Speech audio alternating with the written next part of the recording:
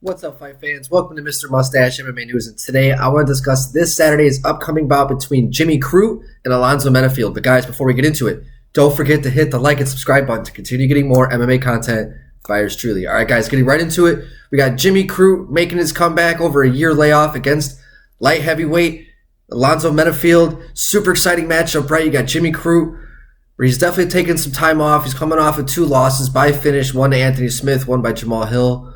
Both fights where he just looked very stiff and just outclassed against like these slick strikers in Anthony Smith and Jamal Hill. I mean, Jamal Hill, that fight with Jamal Hill, that fight was over as quick as it started. I mean, Jamal just was able to get there and get there quick and just, it was violent. Like, and it was like, damn, I remember watching that. I'm like, damn, I think Jimmy Crute needed to take some time off just to heal his brain. Like, that was just such a brutal KO. And it was a fight. It just shows where like he's so tough that he's just like, fuck it, I'm going to take the shot, but the shot I'm going to give you is going to be way harder. But against these guys at this elite level, it's not going to work like that, you know? And Anthony Smith, like, it showed because, like, Jimmy Crute was kicking Anthony's legs, and fucking Anthony's like, all right, motherfucker, I'm going to throw one back at you. And it, like, almost looked like it snapped his leg, basically, right?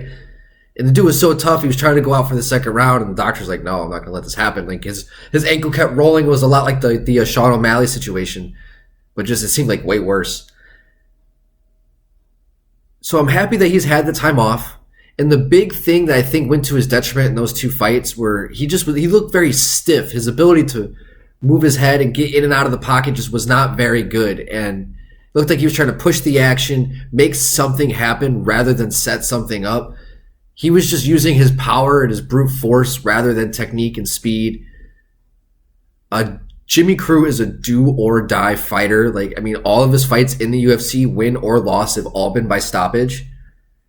And going against a guy like Alonzo Menifield, who a lot of people are really sleeping on. Even when I first heard this matchup, I'm like, oh, it's a great fight for Jimmy Crute to come back and get a win on.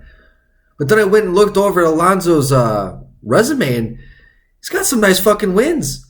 You know, and a lot of finishes. You know, I mean, he hasn't lost in 2 years. I mean, he's coming off of 2 straight finishes against a guy like Misha Cirkunov, where I know Misha isn't the guy who he used to be, but he's still a dangerous fighter nonetheless, a guy who also finished Jimmy Crute in the past as well, right? So I think this matchup is a lot more even than people are going to say. I think Alonzo, I mean, as I'm sitting here looking, Alonzo's been active.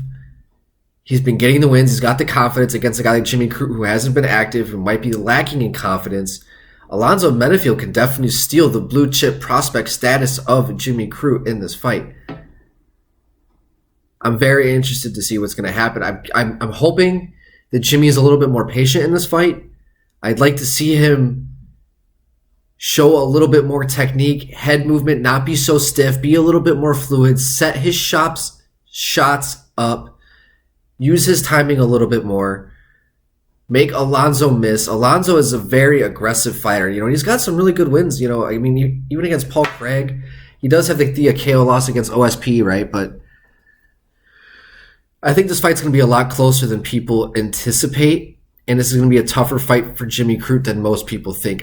Sitting down, looking at the resume, Alonzo Menifield is a bad man, and he's got legs like tree trunks. He's very, very thick for the weight class. You know, he's definitely cutting a lot of weight. Jimmy Crute is also a guy who's probably cutting a lot of weight as well. Both guys look like they probably walk around 225, 230.